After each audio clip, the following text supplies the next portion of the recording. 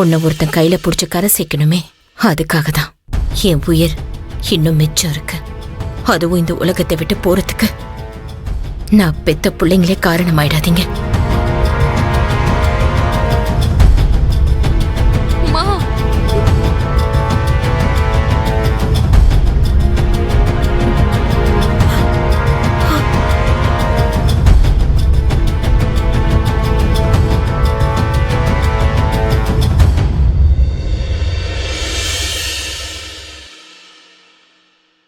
அத்தா, பாட்டி இனிமே அப்பா கிட்ட பேச மாட்டாங்களா?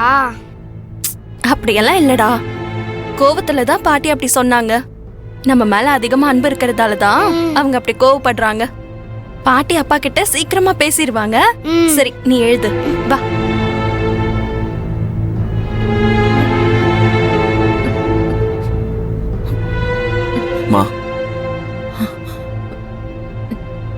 அண்ணி தெரியாம செஞ்சுட்டாங்கம்மா, தப்புதான். அண்ணன் உங்ககிட்ட கோவமா பேசினதும் தப்புதாம்மா. அண்ணன் ஹாஸ்பிட்டல்ல இருந்து வந்ததுல இருந்து டென்ஷன்ல தெரியாம உங்ககிட்ட பேசிட்டாருமா. அம்மா, அண்ணன் பாவம்மா, மன்னிச்சிருங்கம்மா, ப்ளீஸ்மா.